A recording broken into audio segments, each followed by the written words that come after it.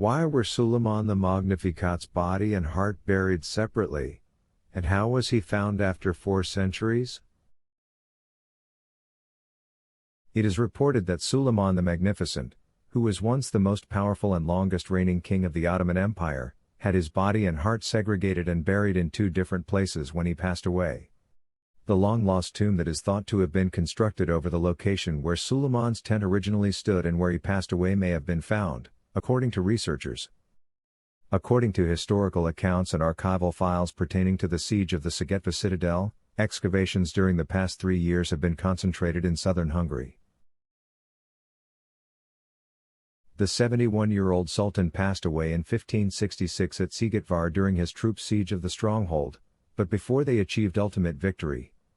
Locals and Croatian-Hungarian nobleman Miklós Rényi defended the fortress. Suleiman was concealed from his soldiers for almost 48 days.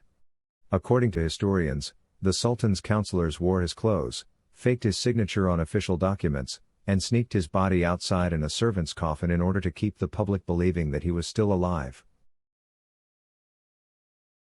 Suleiman's heart and internal organs are thought to have been interred at a monument tomb in the since-destroyed Ottoman village of Turbek.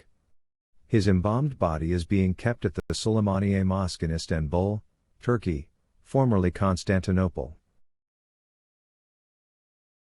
Using remote sensing technology, scientists found multiple structures that appeared to have similar architectural features to Suleiman's mausoleum in Istanbul, Turkey. Historians discuss the likelihood that they had discovered the correct tomb with live science. Archive registrations tell us what kind of construction it was. This was Hungary, so the distance from the capital is not too great. It's not very large, rather, it's a modest one, similar to those that were built for historical nobility. A huge brick structure measuring roughly 8 by 8 meters with a central room has been discovered during excavations.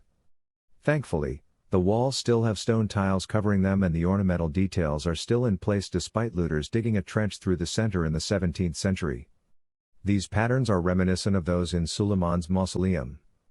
There are rumors that one of the buildings faces Mecca and that items discovered there attest to Suleiman's existence. After assessing the likelihood that this was the right location, at this point, all evidence points to this building being Suleiman's tomb.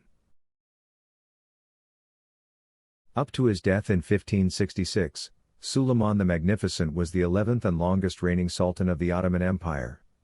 At the young age of 26, he ascended to the throne in 1520 and promptly launched a string of military expeditions that extended Ottoman rule from Algiers in the west to Baghdad in the east, according to Live Science.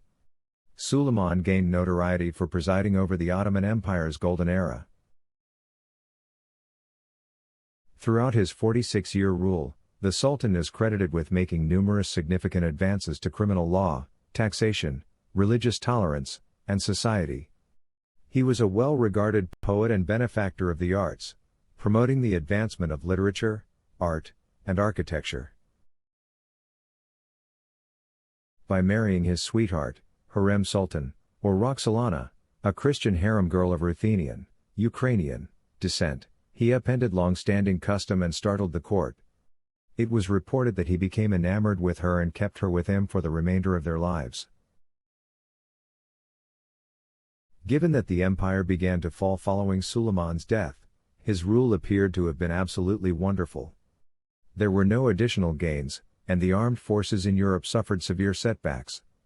After the Ottoman Empire was eventually outclassed by Christian nations in terms of technology and weaponry, it was destroyed and divided after World War I.